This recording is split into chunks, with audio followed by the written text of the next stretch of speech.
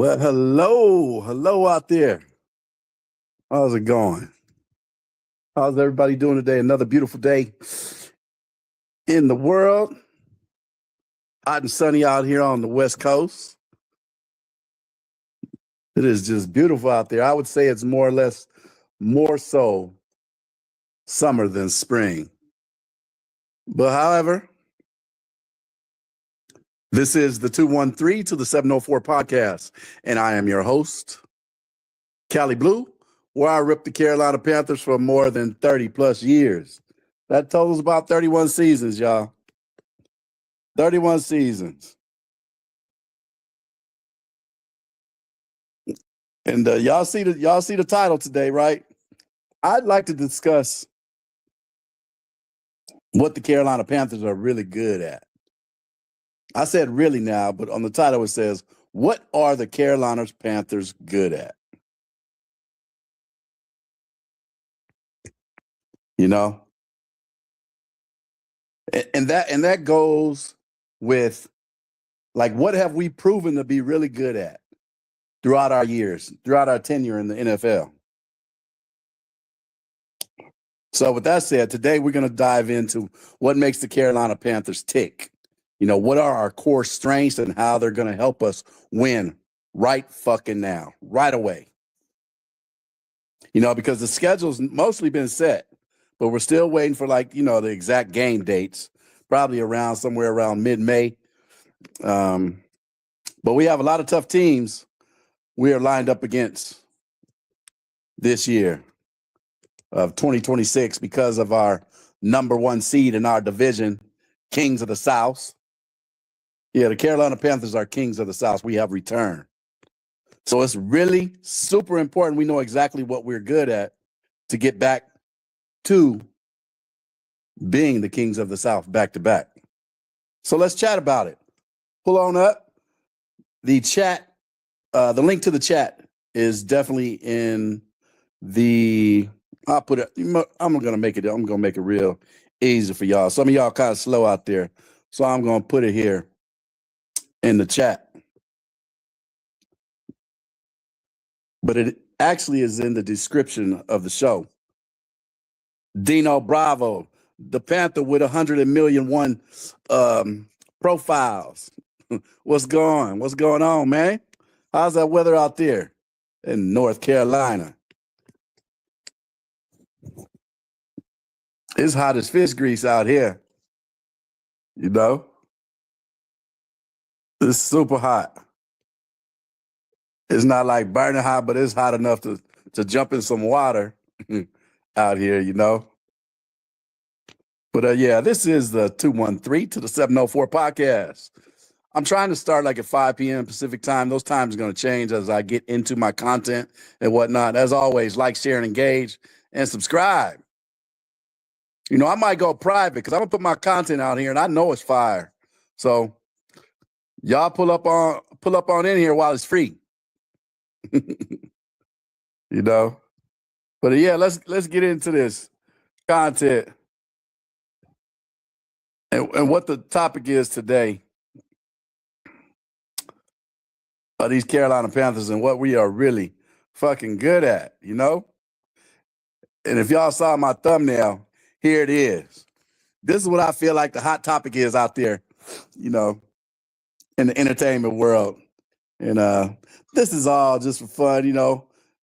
Everybody knows AI can cook up whatever you got going on in your head if you find the right programs to create, you know. I'm Gucci, my boy right here. What's happening? Dino, I'm Gucci, my boy. I would jump up, but I lost my voice. Sick as fuck, man. Damn. I got a little something, too, on my throat, man, in my chest, and it won't go away. I done had it for like a month. You can hear my little voice, you know, it's kind of scratchy, whatever. But I hope that goes away for you, and I hope you know, get better, brother. Straight up, especially my Panthers out there. I always show you love. You'll always get love up in here with my Panthers, even if we disagree on a lot of shit. You know, us Panthers, we just like real family. You know, families will fuck you over first, but I meant it in a good way. the Panthers, we're just like family. You know, we fight with each other, but at the end of the day, we're gonna show love, and that's how it would be, and that's how I've known my Carolina Panthers for all these years, and that's why I've been repping them so hard, way the fuck out here in California. You know, yeah. You know what I'm talking about, huh, Dino? We fight like cats and dogs. But if you're a cat and a dog, you're in the same residence underneath the same roof. Man, cats and dogs love each other just like they was two dogs or two cats. If that makes sense. But yeah, as I look outside in my backyard, man, it's just beautiful outside. It's beautiful. We are blessed to be alive today. You know, I ain't no preacher, I ain't no pastor, but I mean that shit when I say that. Like, man, it's nice outside. Every day, man, exactly.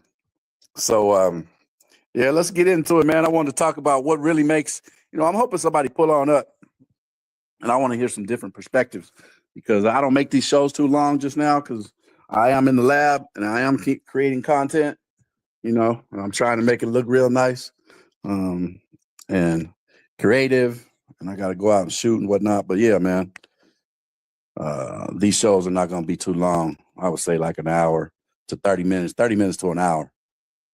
But I want to talk about this. Yeah, I seen the new pickups that we got today, and I'll just get it off the top of the dome real quick. Andy Dalton, he gone.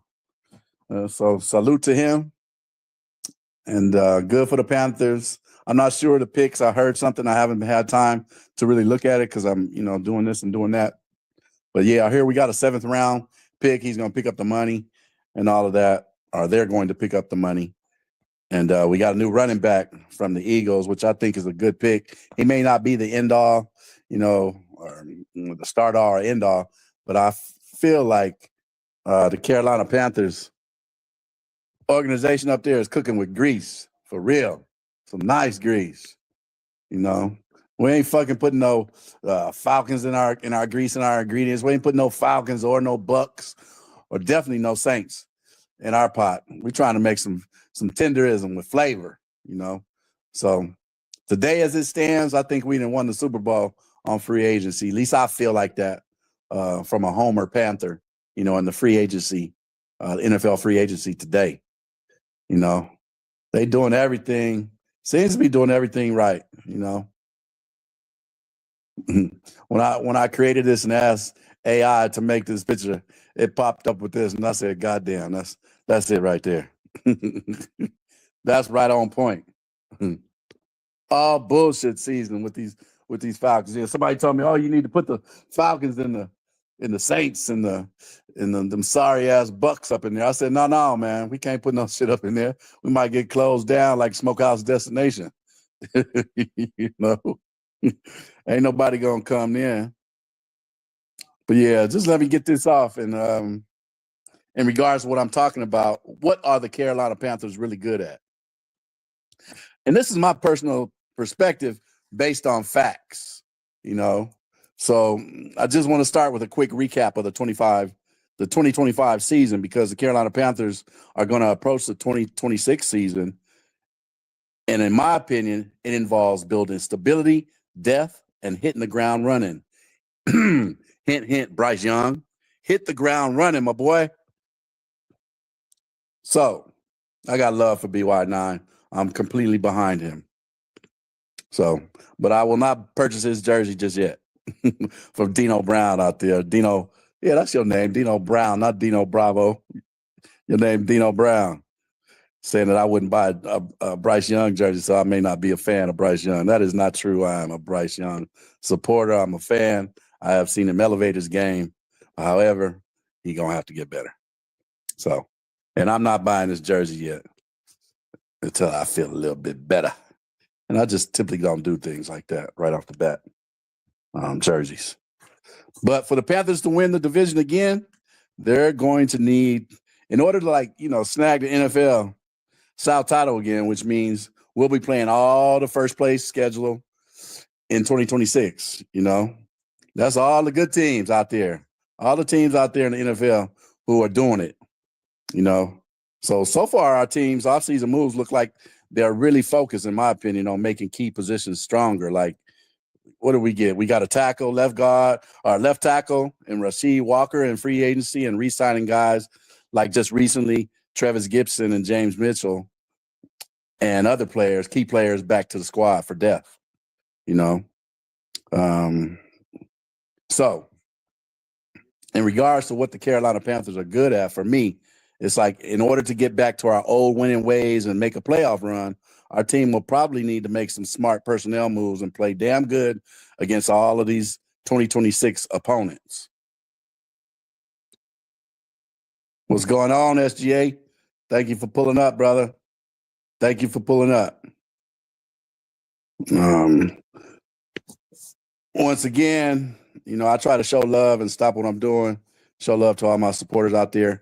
It may be few right now, but I guarantee you they're going to come. They are going to come. And if they don't, I'm still going to be here talking my shit. Because on here, can't nobody tell me to shut the fuck up. And if they do, they don't have the end all, say all. Callie, you the biggest Bryce fan. I am not Bryce's biggest fan. I am not his biggest fan, but I'm not his biggest hater either. Let's keep that one. Let's keep that a whole buck. You know, I am behind Bryce. Definitely am. Somebody say, just like you, Bravo, you like his big brother. I think I heard you say that. See, I got good memory out there for shit that resonates when I hear my true Panthers out there talking. SGA, what is the tendenism? Carolina Panthers cooking with grease. Shit, in the free agency. The free agency is what we cooking. And we cooking some tendenism. I wish y'all could see the video. I dropped my glasses right now. We are definitely cooking tendenism in the free agency today with the Carolina Panthers. Absolutely right. That's what's going on.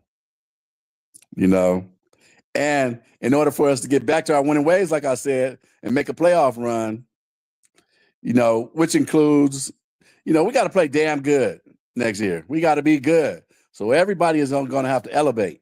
That's Bryce. That's the coaches. That's the water boys. That's the cheerleaders. That's our fans. You know? Because look who we got to play. Look who we got to play next this year coming up. We got to play teams like Baltimore Ravens, Cincinnati Bengals. What you say? Hold on. I like them greasing my grits. That's what I'm talking about, SGA. I like the grease. I like that bacon grease. You know, I like that bacon grease in my grits. You know, shit. Although I don't get down with that grease too much, or bacon, but I love my bacon, man. I can't give it up. What y'all talking about?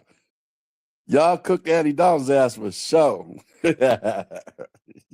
Yeah, he was on the first day smoking. They couldn't wait to get. They said, "What? Oh, he is." They was probably like a used car salesman.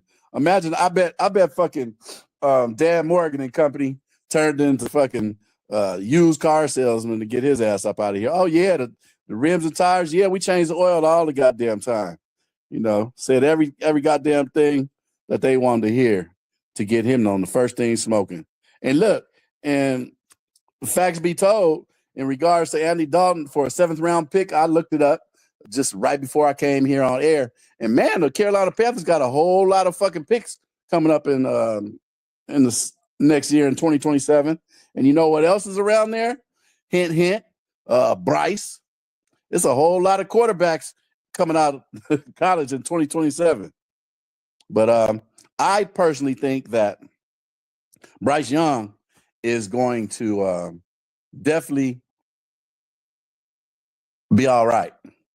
But like I told them, and somebody told me, one of my Panther partners out there told me, we just need Bryce to be Bryce of last year.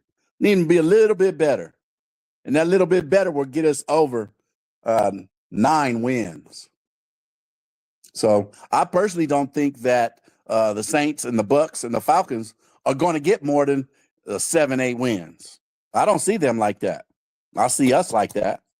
I don't think they got what it takes so far, especially looking at them in their draft picks. You know, the Saints are trying to do something. They swept us last year. Let's keep it all the way 100.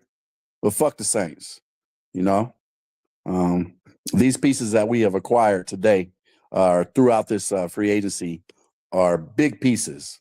And I think it's a cover your ass move by Dan Morgan and company to make sure that we come ahead in victory out there when other people make mistakes. Because when you hire ballers out there, when you got ballers on the field, they're going to make up and cover up for a lot of deficiencies, wrong play calling, somebody underachieving on the field. Ballers out there will cover that up and you won't see it as much. And that's what's going on with this free agency and the tenderism that the Carolina Panthers are cooking with grease. You feel me? So, teams. Let's go over the teams that we have to play. Again, we got to play, you know, besides all of our, you know, our division rivals, you know, their house, our house, stuff like that. We play in a number one schedule, number one contender schedule. And that would start off with, now these games are not, there's just the schedule out. These are in no certain order. I believe they come out, I said, in May 13th, somewhere around the middle of May. The schedules come out, first game and all that time of the game and shit like that. So, but we're going to play Baltimore Ravens. How y'all feel about that one? We're going to play now these are just the teams that we have to play. Is not at, we'll get into this later, but there are a lot of games that we're going to play at home who are very good teams. And I have something to say about that. But let's get into this and let me stop cut my own self off. We're going to play the Baltimore Ravens. Great team. Cincinnati Bengals. Man. Green Bay Packers. Once again, we're going to play them again this upcoming year. We're also playing Detroit Lions. Chicago Bears. Or should I say the Indiana Bears? That's so sad. That is fucking sad if that happens. That's not cool. And then we're going to play the Super Bowl champs, the Seattle Seahawks again. So we're playing two teams that we played last year who were top seeds. And we both know what we did to Green Bay. And the Super Bowl champs, Seattle Seahawks, they got us. Okay, but I think we let that one get away from us. And the next team that we play, who is a top team out there, is the Pittsburgh Steelers with the new acquired talent running back, Rico Dowdle, who was picked up in free agency. Let's see who else we're going to play. We're going to play the Minnesota Vikings. All these teams are top-tier teams today. So, but like I said, I had something to say about these teams, these number one teams, because of our number one seed in our division. The good outlining, if you have any doubts that, this is a rough schedule. This year, all of these great teams, we have an upside. You know why? Actually, I do see an upside here. That we have a little bit of edge against these top tier teams. And that's because we play a lot of them at home in Bank of America Stadium. Yeah, so being at home is always, a thumbs up. You always have a slight advantage at home, regardless of who it is. Case in point, the Los Angeles Rams.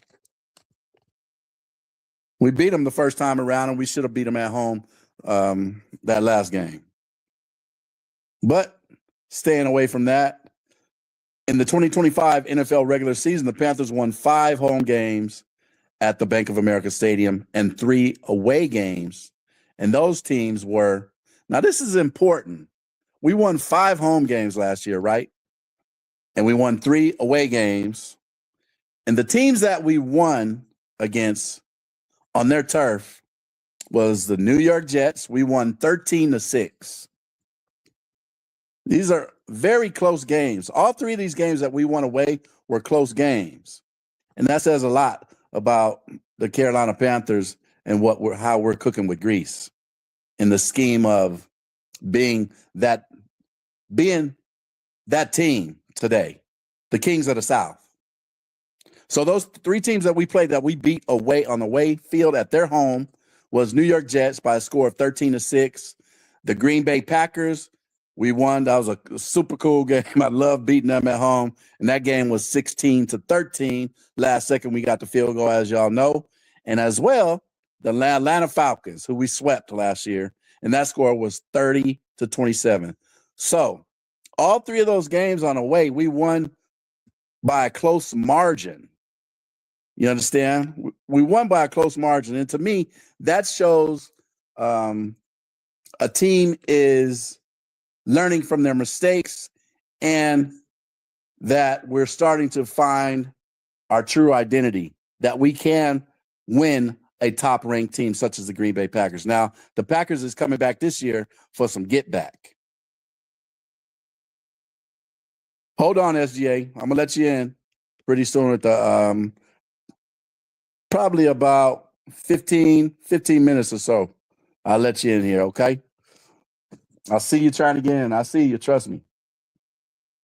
So what I was trying to say about this, about these three wins we had on the way, is going to, in my head and my eyes, is going to make us a little bit better playing at home. And in the grand scheme of things, you know, also because we went to the playoffs and whatnot. But let me say this. Now, despite having more losses than wins on the road, those three victories I just pointed out are crucial in helping the Panthers clinch the title and becoming kings of the South in the division once again, even through a three-way tiebreaker with the Buccaneers and the sorry-ass Falcons. We all tied, y'all. We all had 8-9, 8-9, 8-9. So we got in the way we got in. Which, by the way, led us to our Panthers hosting the Los Angeles Rams in the NFC wildcard game. But as you know, we lost that fucking game, that home matchup game with the score of 31-34. And look what happened. This is why I said those games that we won on the road and we came up and lost that playoff game by 3 points, they all have something in common. Close but no cigar. And although we walked with our heads, you know, held up high, there's a difference between winning and losing.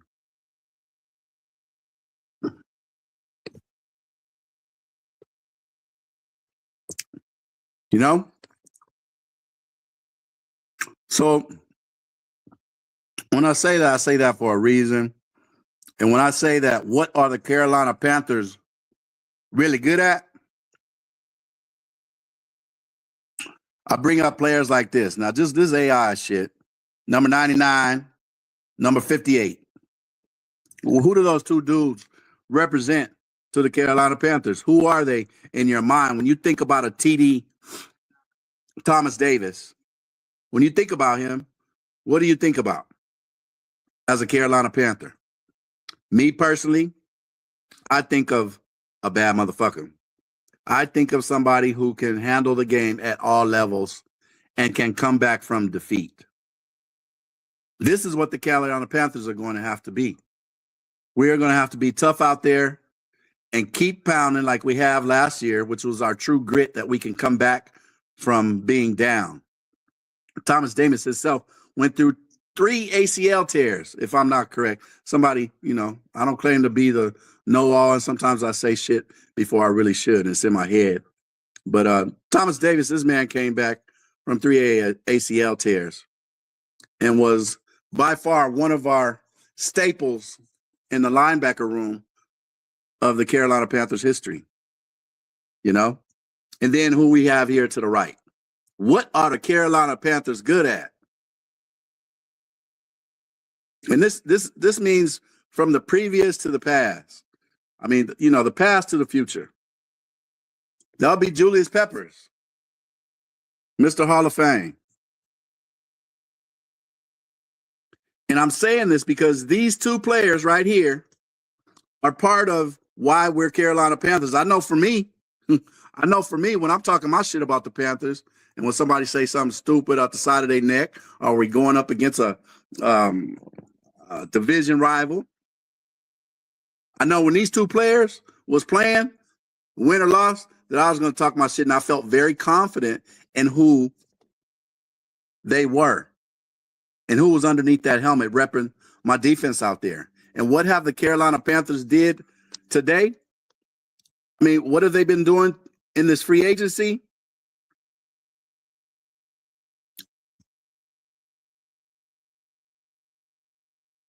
This is what they've been doing. Cooking with grease.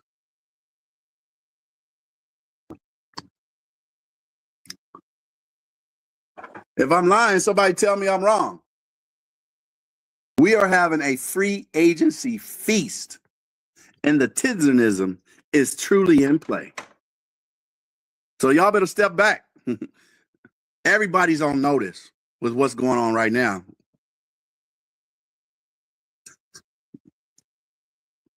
If I'm lying, tell me I'm wrong.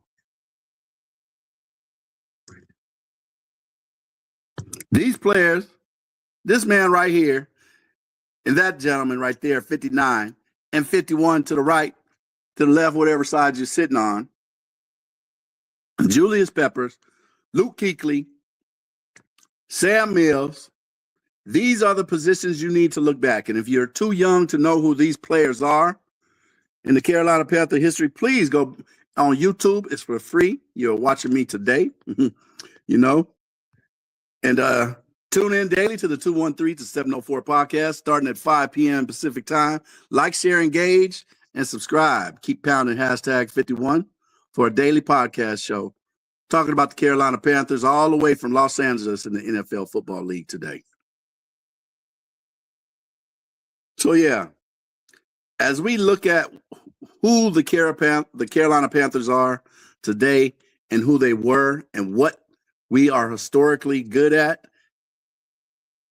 it's this right here. It's defense. And this is what the Carolina Panthers have mainly focused on in our free agency frenzy. We have picked up a linebacker. We've re-signed some linebackers. My personal favorite of re-signing in the linebacker group was Claudine Sherrills, number 53, that hard-hitting Panther out there. I mean, I went to a lot of games last year, and I heard helmets and bodies just getting racked by this dude when he put that helmet on him. You know? And this is what's going to come. Don't look at the name in the middle. But this man right here, Devin Lloyd, he feels one of those holes. He brings that hope, that Panther hope, that Panther past. That's why they brought him in here. That's why they pay him the money. Because the people that hired him, that is what they come from. And my granddaddy always told me, tell me who your friends are, and I'll tell you who you are and where the fuck you going. He didn't say fuck, but he said, I'll tell you where you're going. Because Cali Blue was out there in them streets doing all I knew what to do when the time that I was being, a youngster here in Los Angeles, California, South Central Los Angeles, California. Yeah, let's see what you're talking about. SGA. The 1999 Carolina Panthers finished the season with an 8-8 record, marking that's one of my favorite years, SGA. That was when I became a diehard Panther. Marking their first 500 season in franchise history, but missing the playoffs. It was head coach George Seifert's first year. Wow, there's a name from the past. I've forgotten about who was the coach, but when you say it, it comes to me right away. Him and his name, Yeah, that was one of my favorite years with the quarterback we had back then. Steve Berline threw for 4,400 yards and 43, 44, like 36 touchdowns. And I sum it up to like Bryce's year last year, throwing for 300. But Bryce took us to the playoffs. But by far, Steve Berline threw for almost 1,400 more yards in 2 less games, to be honest with you. They played 16 games, and Bryce has played 18 games since he's been in the NFL. And so, to me, that is he's behind that. But Berline did not take us to the playoffs, and Bryce Young was a part of us going to the playoffs last year. Let's see here. SGA is here. Under Seifert, the team sought out to stabilize after a poor 1998 season. Poor 1998 season. Oh, okay, that makes sense. The offense, led by Berline's career year, performed well, but the defense was inconsistent. See, you got to have a little bit of both. SGA, you're right on point with what I'm trying to say. You know, they always say defense wins championships, and this is proof in the pudding here.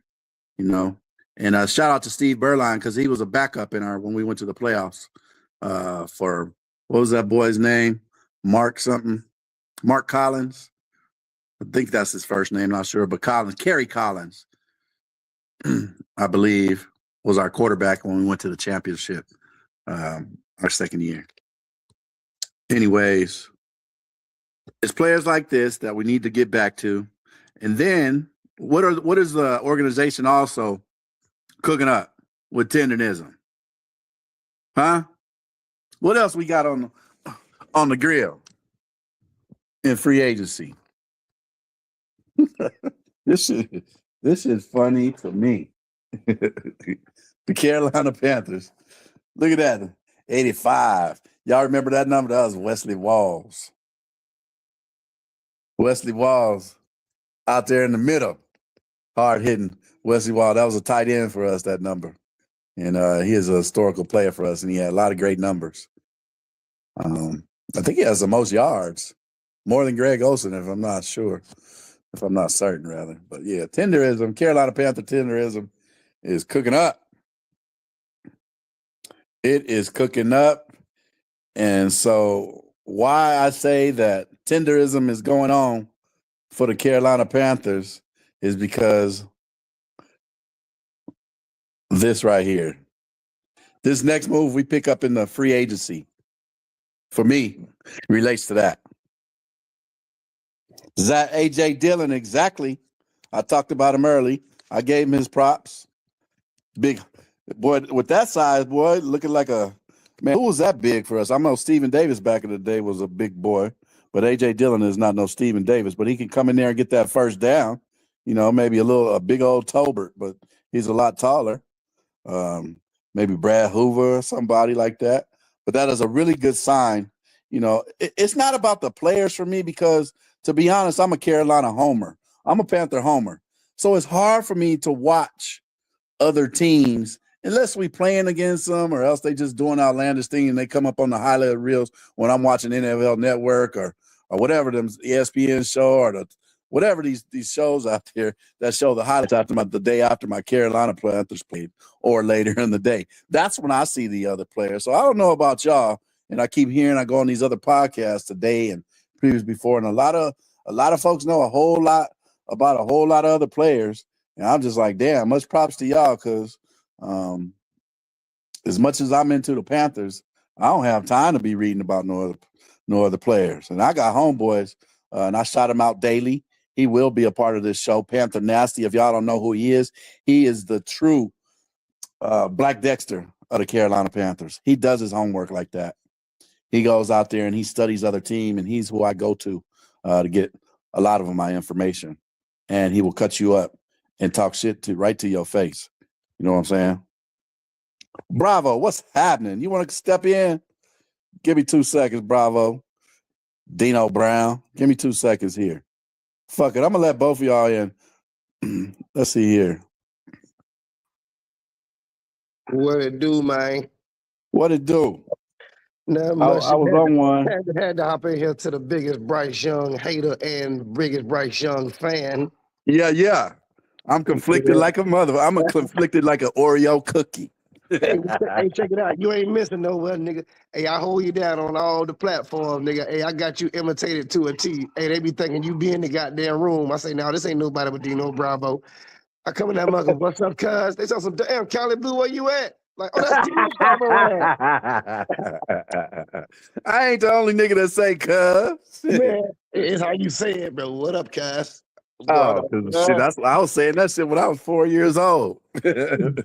Yeah, man, I had to get up here and show you some love so you won't be talking to yourself. What's good? Yeah, I can hear it in your voice, but I appreciate you coming through shit with your voice, man. I'm just trying to get it going. Like I said, because I got a whole lot of content. I'm sitting in here cutting and creating content, making it funny. I'm gonna do like little episodes and shit, you know.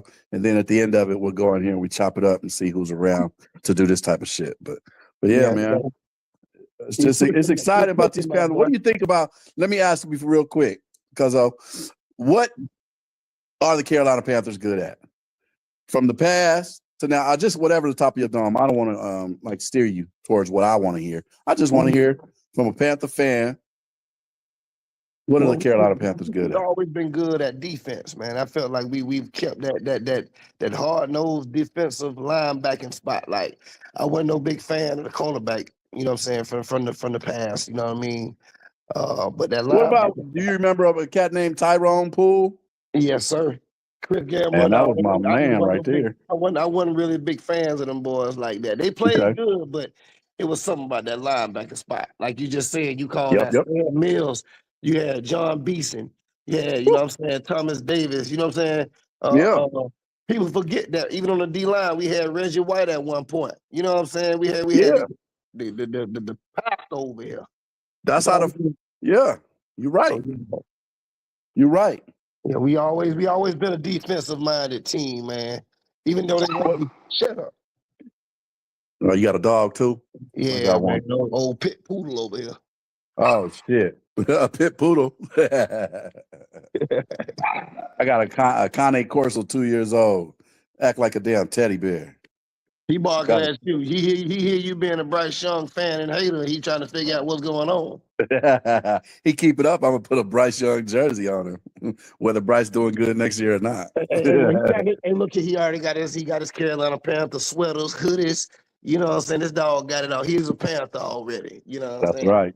I had a dog for 18 years because as I went through my Panther fanhood, and I had him for 18 years, man. And he passed 2 years ago before I got this one. But I have his picture up, you know, like a little memorial. He's up there with the family, with the other pictures. And then I have his collar.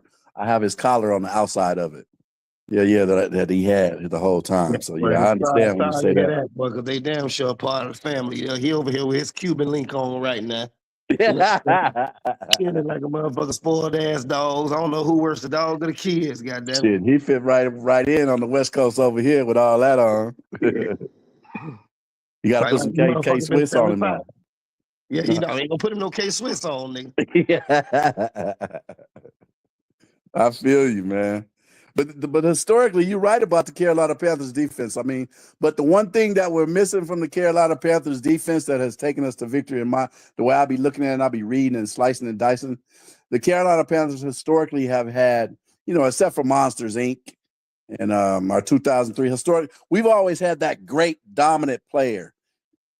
You know, 1 year and then we fall short, and we never had all of them gelling together. Right. You know, except for years like 2015. You know what I'm saying? Right, historically, if you think about the Panthers, you think about our great players, and you think of Luke Kuechly, Julius Peppers, shit like that. You know, but even with that, like we even though Luke was a motherfucker for us, like we still can never leave Thomas Davis. You know what I'm saying? Like Thomas Davis embodies that keep pounding mantra. Because like you said earlier, this man went through 3 MCL or ACL surgeries. ACLs, he still turned out to be a beast, man. You know what I mean? Like, we wouldn't have went to the Super Bowl without him. And that's for shit show, man. That defense, that's for sure. Defense, you know what I mean? Thomas Davis was that defense. He was that inspiration for our team. So, yeah, man, I ain't gonna never leave TD out of it. I walk around with his jersey. I wear his jersey the most, to be keeping 100. You know what I mean? Because he's really one of the most influential other than Cam. You know what I'm saying? Like, motherfuckers respect TD. TD like that uncle, when he pull up in that bitch, everybody was shutting up on that 15. Personality. TD's walking around the streets. I saw him when I went to the playoff game last year, walking down the street by himself like it ain't nothing, and ain't nobody fucking with him but saying, hey, what up, TD? Nobody like it ain't nothing with him, man. TD a regular person, man. You know what I mean? Approachable, good dude. You know what I'm saying? So, yeah, TD always going to go down as one of them top for me. You know what I mean? Even though we didn't have great players, man, but TD, he just going to stick out for me. Yeah, he going to stick out. Absolutely. He's the mayor of Charlotte, I hear. That's what they call him. He damn sure could be. Yeah, they He say he the could be, mayor. goddamn He it. the mayor of Charlotte. I met him. I met his wife when I went to a game a long time ago. I went down on the field and his wife was there. TD was talking to her real quick, but she was standing right next to me, man. And then I saw her like 4 years later in San Francisco, and they were standing there. So I went up and I had this my cowboy hat on with my blue Carolina Panther rag around it, and she said, "Cali Blue, what's happening?" I I see was what I'm like, saying. Look, see "Damn." what I'm saying. That's what's up right there, though, man. Right? That's folks right there. And I seen her. She That's used to have a show or something on YouTube. And I used to step in there and she would say hi. So, and TD was the same way, man. So you know what I when they mean. But came then to, when, you think about, you probably walk past. You know what I'm saying? Plenty of Carolina Panther fans, but they yeah, ain't gonna, you know what I'm saying, approach you like that, make it noticeable to you like that. That's why I say I fuck with Thomas.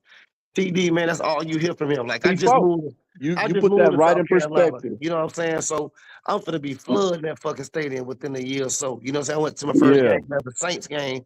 You know what I mean? Him and Trey Boston, them like the people's champ when it yeah. coming to Charlotte, When you man. Them say motherfuckers tenderism, like always you said it right about TD.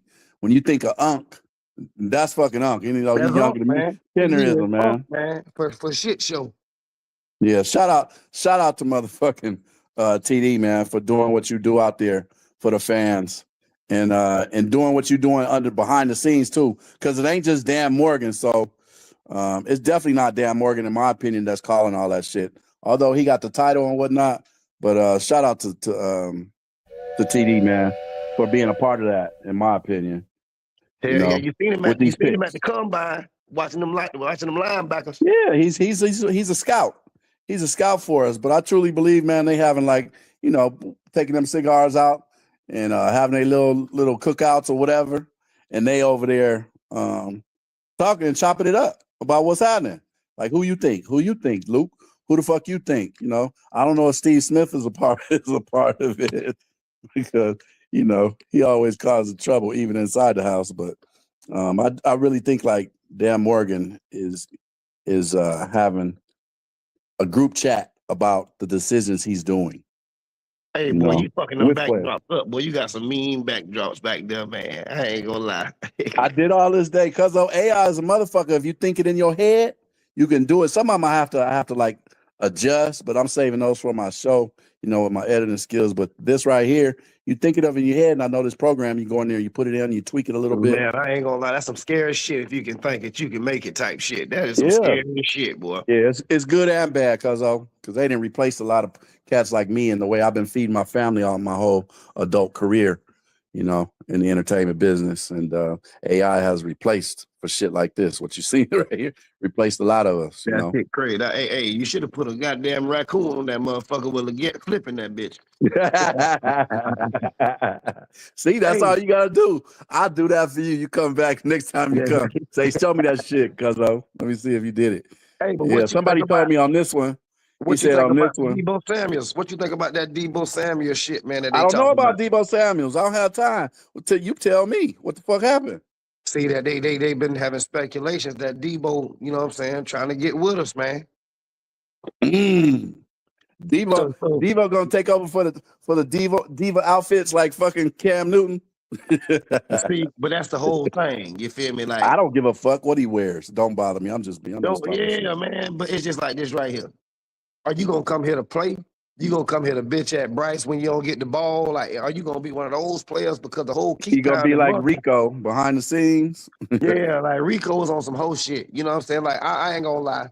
I feel like he talked himself out of game. We would have gave him $12 million if he wouldn't have been if he liked that. In my opinion, that's my personal opinion. When you getting online talking about, you know what I'm saying, certain shit that's going on in house, you know what I mean? It's certain as a professional, you media trained, you know what I'm saying, what the answer and what not the answer. So, early in the year, after he got that 200-yard game, but then you start getting 59-yard games and shit, you start trying to blame the shit on the coaching. I kind of felt like, Rico, you ain't coming back because you trying to throw a bitch under the bus. You ain't trying to understand the process. You ain't trusting the process, which I felt like he should have had more carries. Like, this with the Carolina Panthers or with any team, you have to pick one running back that's going to be your premier back. These two cats right here. Well, one of them in particular, it's the wrong number, but D'Angelo, they did him dirty. He had a lot of shit on his mind. You don't hear him talking about the Carolina Panthers. You didn't hear this cat talking about, shit like that. Because the thing is, he had his time before Jay Stu got there. You know what I'm saying? He knew that they was gonna bring another young running back in. But yeah, and that's really how that relates. You're right. He was getting the bulk of the carries at one point. He was still getting the bulk of the carries. But it's not like you're going to be getting 30 goddamn runs a game, because we see what happened to you when you get 25 runs. Your legs cramping up, you're eating bananas, you got the massage gun, the motherfucker massaging your neck. You can barely even go after the third quarter. For real. Yeah. So, you know what I mean? It was like, I think that diminished him a little bit. Like, he could have got a little more. But I felt like that right there played a part. Now he telling us he got us circled on the calendar. Bitch, this ain't goddamn Dallas Cowboy. Yeah. Ain't that funny that he did that? Ain't it funny how he did that? Who was that we just got and we played them, but you don't hear, like Jalen Phillips. You don't hear him talking about, and to me, he got a loose screw, Jalen Phillips. You heard it from me in a good football sense, but you don't hear Jalen Phillips talking like that. Or Devin Lloyd. Talking like they got him circled. Jerry Curl like Jalen Phillips is not to be fucked with. I can take that. Yeah, I'm trying to, and that motherfucker Haitian now. Shout out to my Haitian people out there. Yeah, man. I ain't know that. That's crazy. Oh yeah, and he from Cali. Haitian nigga with Jerry Curl from California. Oh, he did. And from Cali, Redlands, California. I did a show on him the other day, and I found out let me tell you something. It's the Cali thing that when I hear that, it peeped my ears a little bit. But then I found out, of course, a player like this, we all want to know who the fuck he is. So I went in deep on him, and I did a little bit of homework. But then when the Carolina Panthers media team came out with that little interview, Ascending Panthers or whatever, or welcoming him in, did you see that? My bad. What you said, bro? Did you see the video of the Jalen Phillips that the Carolina Panthers media put out there, Ascending with Jalen Phillips? I watched this interview, man. Jalen gonna be a motherfucking dog, bro. Yeah, man. So the Croft reference that I seen with him, now hear me out. Now, when I'm talking about this, I'm talking about football players on the field, right? Or what they can do on the field. And I also saw a personality trait in him that I did a little digging, right? And where is it? Here it is, right here. I did something. But don't look at the words. Jalen Phillips reminds me, his character, how he talked about his game and his personality. I thought I was listening to Greg Hardy. Hey, Greg Hardy was a crazy motherfucker too, boy. He was a beast on that motherfucking field. Yeah, I heard he the motherfuckers out in that ring right now. Mm-hmm. He in the UFC right now. He got like 6 KOs out there. Somebody came out here and told me and put me up on. He's also, what these two have in common is they are creative musical producers out there. They into music. Greg Hardy has his own label now. And Jalen Phillips was raised in the music industry, with his grandfather being a conductor and his dad being a violinist. And if you guys know out there, Jalen Phillips, as I had a show the other day and talked about him, he had 2 concussions at UCLA. And so he walked away from football, college football at the time, and was medically released, basically, and thought he was never going to play football again. And so he went to school at Los Angeles Community College, is what I found out, to learn music, about being a producer, a lyricist, and all of that. So he currently is big, and a lot of people that know him as players talk about he's the type of a dude that could write a whole song before the game or after a game. He's just gifted like that. And so was Greg Hardy, because I did videos on him in 2014, whenever it was, when he got in trouble for doing the shit off the field that we don't represent here. But he's a musician too. But I do believe everybody gets a second chance, in my opinion. Hey, look, I'm one of them people. Some people deserve second and third chances. You know what I'm saying? Yeah. Yeah, he out here 10 years later. Got 3-4 chances at life. So yes, sir. And a lot of, as we know, don't get caught doing shit out there. You know, Facts. Motherfucking facts right there. and if Greg Hardy was doing what the current Atlanta Falcons defensive end is doing today, he wouldn't get a chance at coming back. And look at this Falcons defensive end. What's that kid's name? Who chased down his girlfriend that boy Walker or something like that. And he had like 10 sacks. That rookie for them. The boy's balling out this year. Anyways, he's getting a chance to come back. He'll probably get like a 10-game suspension, but he'll be able to play. You know, but if he wasn't a beast like that, that had like 10 sacks, just like Hardy, he got another chance in the NFL as well. But I think it was like a dark cloud over his head when he went to Dallas Cowboys. Yeah, but he played pretty good. I just don't think he mentally was. I think he had to mentally check that, to be real with you. Who you talking about, Hardy? No, I was saying that basically, like, I don't think he left the NFL because the cloud, the media cloud followed around him, you know, and they didn't let it go. Kind of like the boy with the running back for the Baltimore Ravens back in the day. Oh, right. Yeah. Yeah, you know, it kind of followed Greg Hardy, and then he's like, you know, I'm going to go do me something else. But you know what, though? I think it's the person. If Pac-Man Jones was beating up strippers every week, he was beating up strippers every goddamn week. And that shit ain't stop him from playing football. That was just a crazy motherfucker. Yeah. Absolutely. So, but with that said, like I was saying, you know, we usually on defensive side of the ball, we have great solo players, elite individuals throughout our history. When you think of Carolina Panthers, do we think about the Super Bowl teams that made it out there? I know we do as Panther homers, but I think people think of the Panthers, they think of like great players that we've had, you know, throughout the years. And truth be told, we got a lot of them players like Reggie White and Kevin Green. We got them through the free agency. Right. You know, there's a couple of others out there that we got through free agency. It's not on top of my head, but that's what the Panthers are doing now. You either get them in the draft, you pick up your good players in the draft, or you get them through the free agency. Because if it don't work out, usually great players, you know, like the Max Crosbys and the Devin Lloyds of today, and the other great players that have been picked up recently, they usually get picked up by another team, and they're still balling. So, you know, the Carolina Panthers history, when we were good, this is what I want to revert. When we were good, we had a good ass fucking offensive line. You know, Jake Delhomme went to the Super Bowl in 2003-4 season because of that offensive line. In my opinion. Also 2015. And this team right here, when Double Trouble was there, they were able to get 1,000 yards. Yeah. Per runner because of our offensive line. Don't get it twisted. Them niggas is gifted, but it's still an NFL. Both of your backs is running for 1,000 yards. Yeah, props to you, but let's give props to the offensive line out there. You know? So with that said, that's where I think we also are sneaking up where the Carolina Panthers is like, look, the time is now.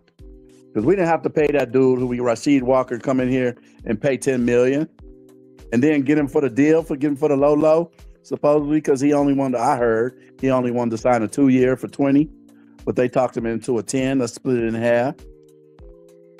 And then they get the other boy to back him up. Brett Tiller's finessing the goddamn league, ain't he? Finessing like a motherfucker, boy. Shout out to him. Who is this? I think it's like, who is this on the line? On the offensive line, we got Moulton. Oh, yeah, Sweatpack.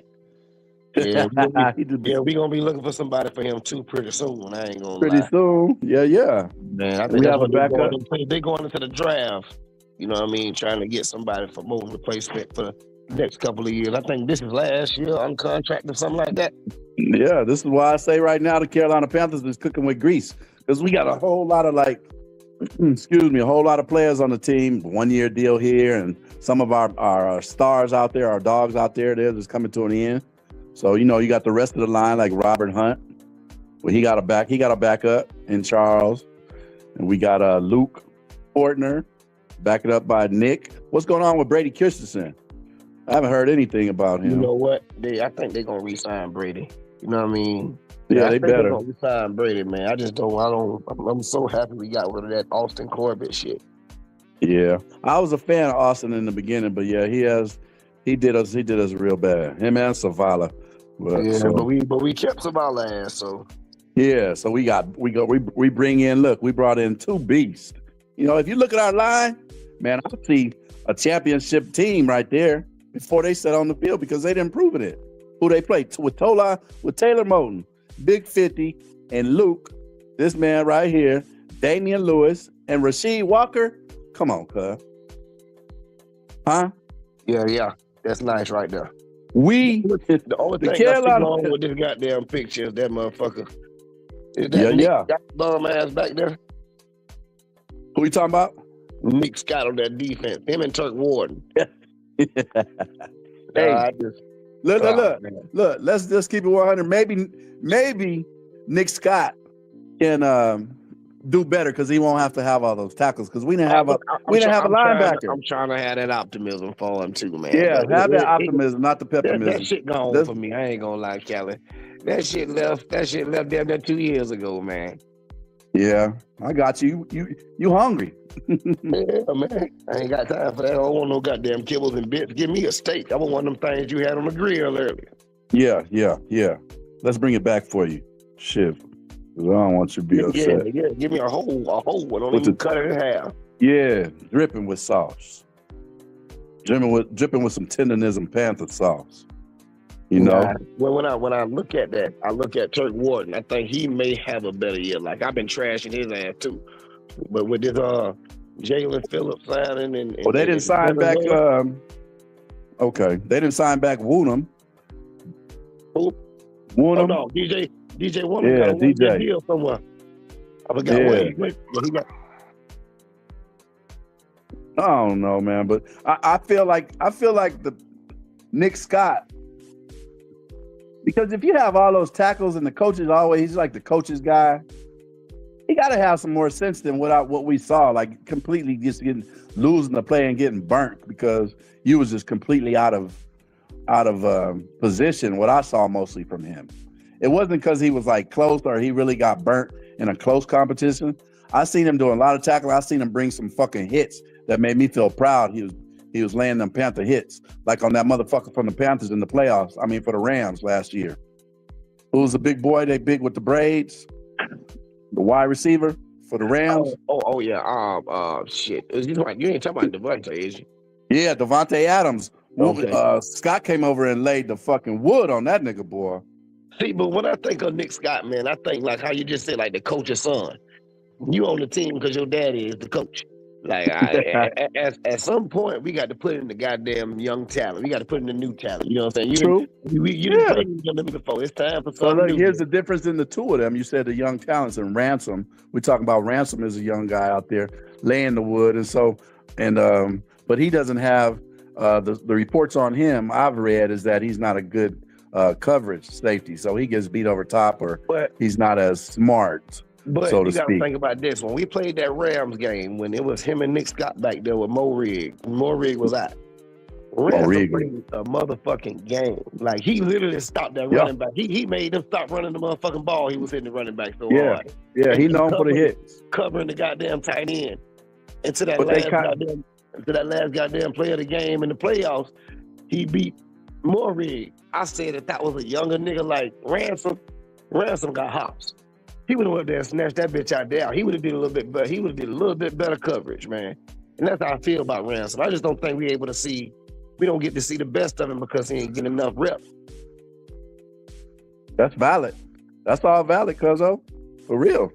That's valid. But I put it into perspective of Nick Scott. He had a lot of tackles. He had like 100 or something, just like the white boy, the linebacker. But he had a lot of tackles, but his coverage is lacking. I seen him get burnt. I seen him like, where the fuck are you 30 yards off the play? How did you not pick it up? What were you thinking, you know? And then with Ransom, I see him out there laying that wood.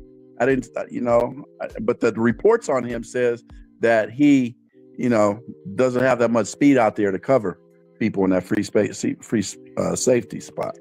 But I also seen him get an interception in the game against the Bucks. You know what I'm saying? You know what I mean? I think it's all scheme. You scheme up the right shit for somebody and you can bring the best out of it. You know what I'm saying? Everybody ain't good at something.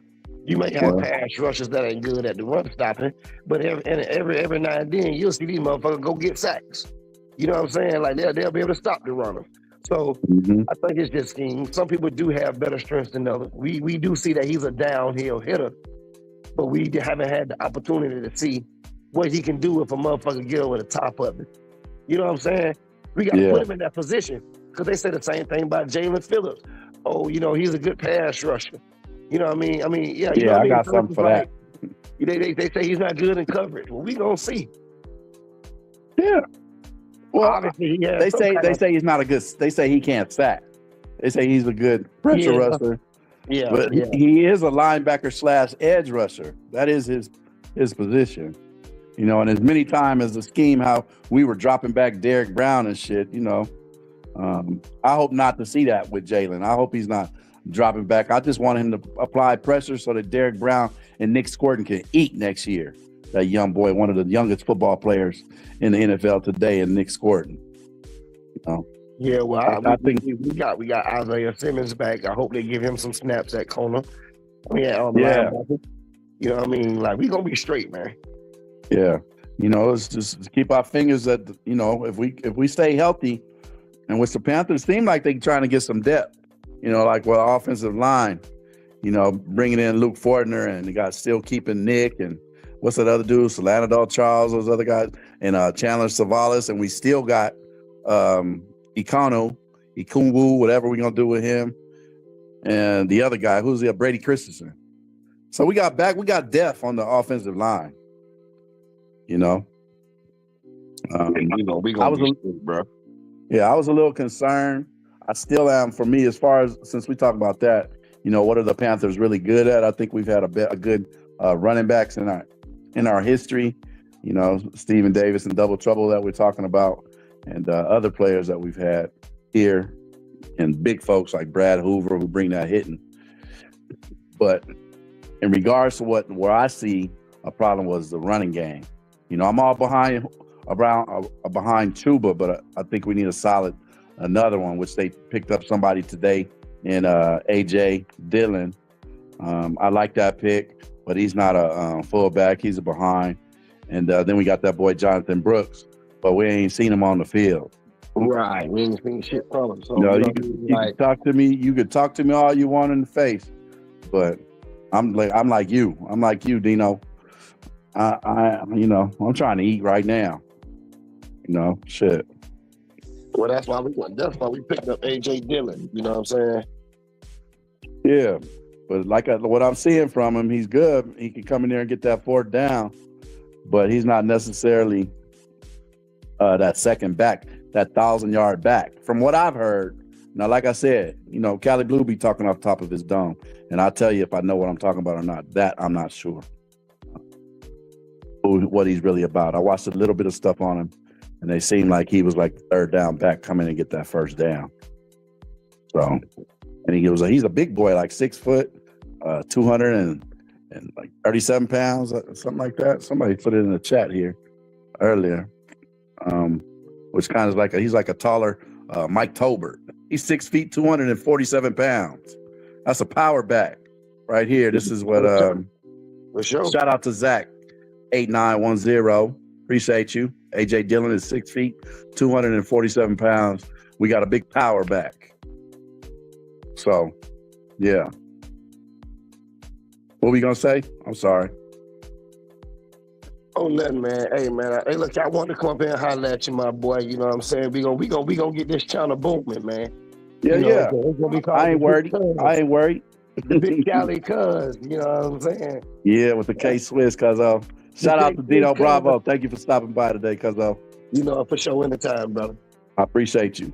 What? Get better. Yes, sir. Thank you. Yeah.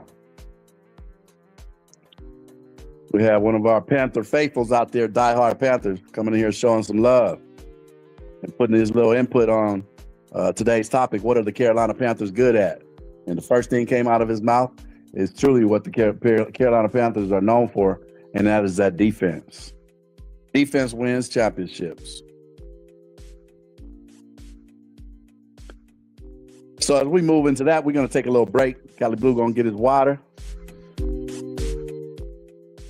And we are going to be right back in about 2 minutes or so, just like a real fucking commercial.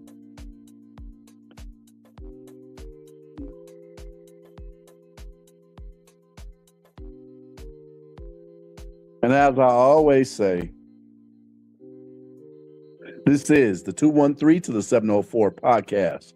I am your host, Cali Blue, and I am here to rep the Carolina Panthers, and I've been doing it for 30 plus years, 31 seasons. Check the receipts, however you want to check them. But yeah, if you didn't know, now you know. Stay tuned and fuck what you heard.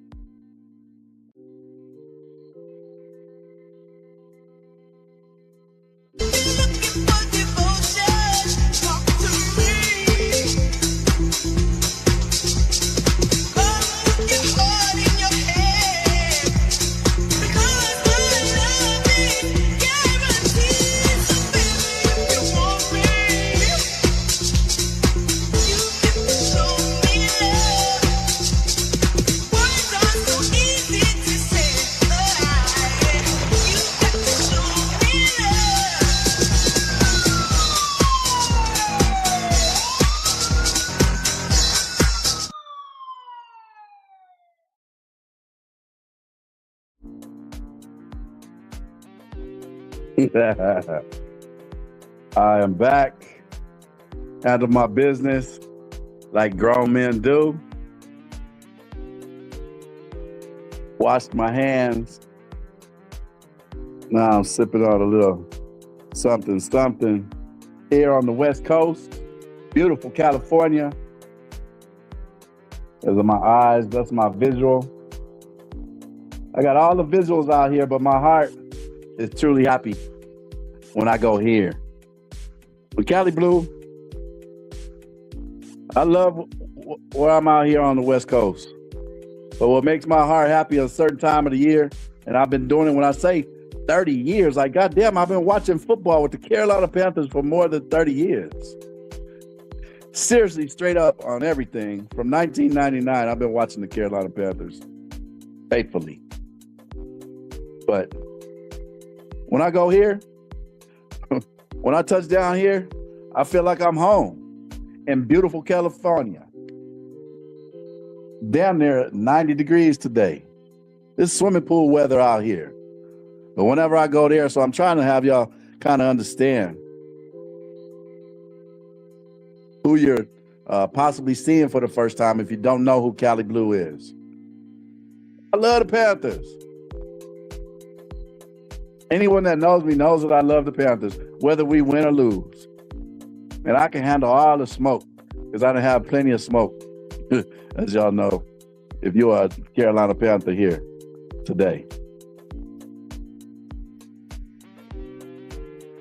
So yeah, as we get back to my fierce looking, and by the way, if you're listening out there somewhere, talk about our uniforms, Carolina Panthers have the best uniform. But y'all want to see something funny? When I was doing my AI today with my backgrounds, look at this. What's so funny about this picture right here? I said, what in the world? Who does that? I said, AI be tripping. This is why AI is not good for everything. AI can't replace everybody's job, especially the profession that I've been in, the money I've been paying for my bills my whole adult career. How you gonna have Newton with number 13, Kelvin Benjamin, on the back of it? When I expressed what are the Carolina Panthers good at, this is what they came up with. And if y'all know the background and how ironic this is and how funny, Cam Newton and Kelvin Benjamin had a falling out. Kelvin was in his Dunkin' Donut feelings. I said it.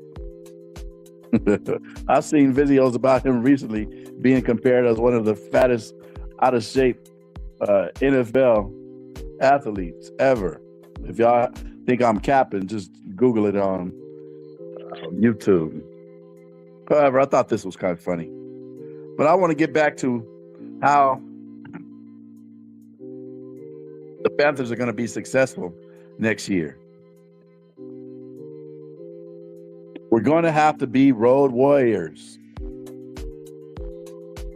because I believe that our away games are our easiest games. I'm keeping it 100.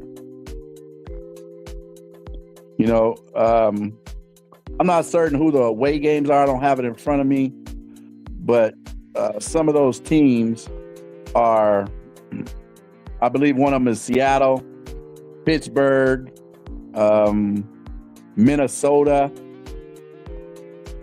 and Green Bay will be coming here. I'm not certain about Baltimore. I believe they're a home team, home game, and Cincinnati Bengals. But I think the ironic and the funny thing about it is that we were more victorious at home this year. I think we won 5 home games, right? Somebody tell me if Cali Blue is wrong. I'm talking out the dome of my head, you know.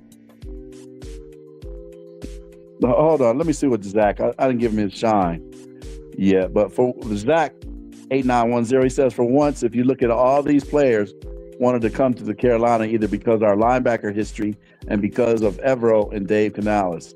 That's a recent fact, I believe so. These kids are different, but it does have some homage to it. That does say some homage. That is true. And I think Dan Morgan, being the player he was and the regime that the Carolina Panthers have behind it, you know, it doesn't make you feel bad.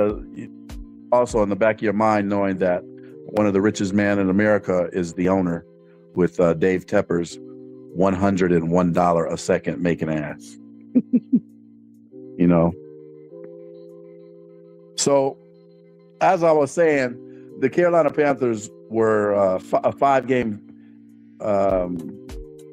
home game winning team, and away games we won 3 that I discussed earlier.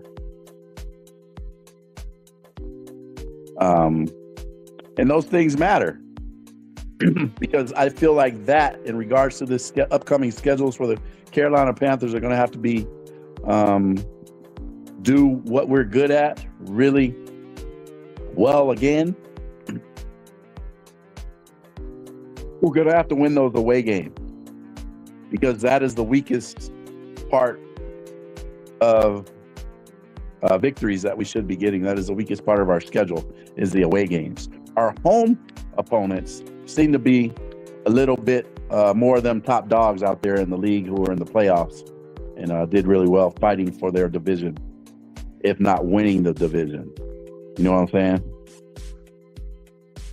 So like I said earlier, despite having more losses than wins on the road, those 3 victories I just pointed out are very crucial in helping the Panthers clinch the title and becoming kings of the South in the division once again.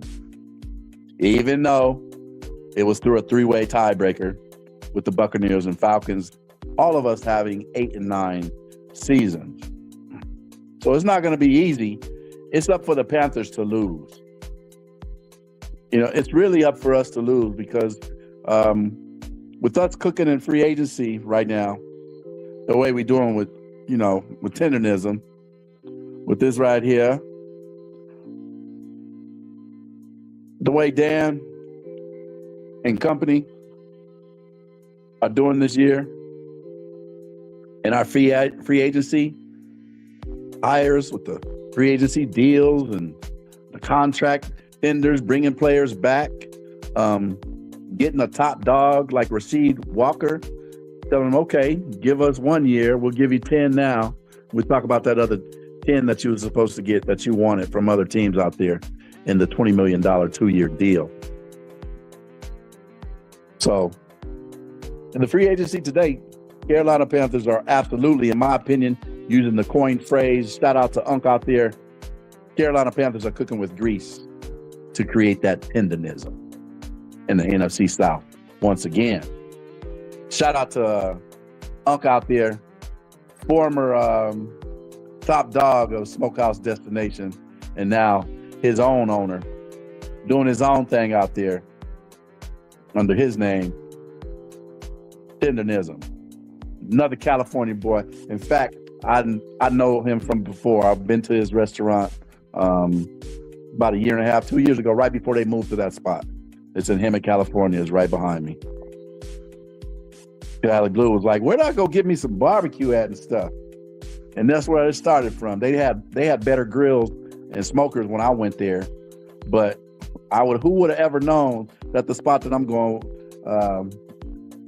to, it ends up being the talk of the town, the talk of the United States, the talk of the world. They had 1 million followers, and knowing them go to that new spot and seeing them close up and talking to the original owner, whatever, y'all know who he is. I'm not here to talk no shit, but I knew him and told him when he was moving to Murrieta, I was like, man, y'all gonna make some money over there, because where I live at, it's not as populated as Murrieta. And that's where everything is, all the stores, all the people, all the restaurants, chains, and everything's over there, movies, all kind of eating stuff. So if y'all ever come to Murrieta, we got a whole lot more than that spot, and that spot is dead now. So, and in my personal opinion, it is not worth the hype. It was when it was back at Hemet when Mr. Unc was over there. So right now, Dan Morgan is Unc. With him and TD and Luke, those three right there are doing it, and doing it big. Making me proud. I feel like, like we are possibly looking at these guys right here coming back in the Cardiac Cats. That's who we're going to have to be to get back to the really golden ages, in our past acclamations out there. We're going to have a great line.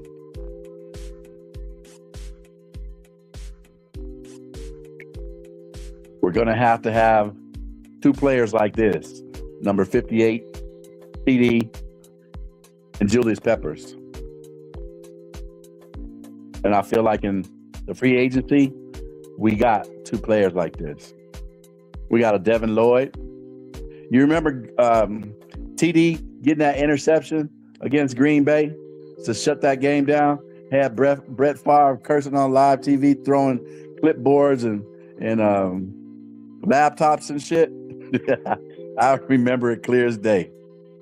And Julius Peppers, my goodness. But as you know, we eventually traded them away. Or they didn't play with the Carolina Panthers anymore. TD out there felt like we did him wrong. He left and came here to San Diego Chargers. That's why I went to a Charger game, because of TD at SoFi. But yeah, I just wanted to come over here today and discuss the title and try to stay at it and mean what I say and do what I say. said I would be here at 5 o'clock daily, and I'm keeping my word. I've been doing it. So shout out to me. You know, I'm like Snoop, I want to thank me. I want to say happy birthday to me for doing what I'm doing. And I've been here for so damn long. But I appreciate anybody out there who's listening to me and who's following me and joining the show today, titled What Are the Carolina Panthers Good At? And we dove deep into what makes the Carolina Panthers tick, talked about our core strengths and how they're going to help us win big right away, right now. Also, in regards to the schedule that we have and the teams that we are facing. Mid-May can't get here fast enough, or the draft can't get here fast enough for Cali Blue, because if you didn't know, Cali Blue is going to the draft this year, Pittsburgh, Pennsylvania. I've never been there. Got a homeboy who has a home there. Say he's going to meet me there and show me what's happening. And I'm super excited about that, especially with how we've been cooking tenderism around here in the free agency. You know, it is something to be looking forward to, and being a part of the draft is like, you know, really good, real cool shit. It's like Christmas for Cali Blue. You know, that's an early birthday gift, because it has not always been so easy around here, especially these last 10 years. But tenderism has arrived. It definitely has arrived.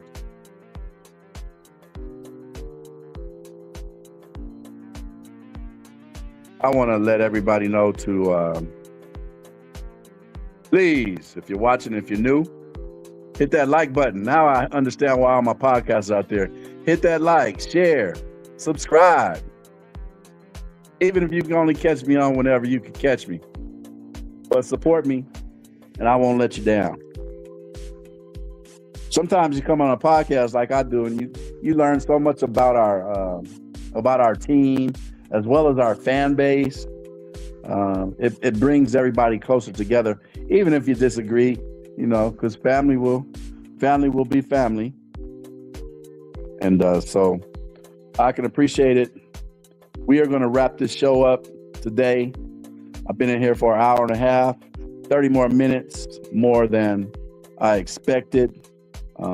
Like I said, Cali Blue is out here. I'm creating content, daily episodes with funny bits, bringing my West Coast, who I'm very proud of, and showing y'all some things out here and introducing you to some history and current things going on out here, and put it together to show to you folks in Charlotte. And then when I go to Charlotte, I will be taking content out there. But I'll have content from there earlier. Planning on doing interviews of our fan base. I already got a couple of pretty interesting ones. And yeah, really excited about our year, and you guys should be as well. If you're out there, you have a comment, you have something that you think the Carolina Panthers are good at, please send me an email here at Cali Blue. Or you can catch me on my IG at Cali Blue 7up. Cali Blue 7up. I will respond to your message. But this is the 213 to the 704 podcast. We're going to get out of here. We've been talking and repping these Carolina Panthers for about an hour and a half. But remember, please tune in daily. I'm going to say it again, so I'm blue in the face. Blue is my name. 213 to the 704 podcast, starting at 5 p.m. Pacific time. Like, share, engage, and subscribe. Keep pounding hashtag 51. This is a daily show podcast representing the Carolina Panthers fan base and myself, all the way from Los Angeles in the NFL Football League today. As always, this is Cali Blue. And if you didn't know, now you know, and fuck what you heard. Peace.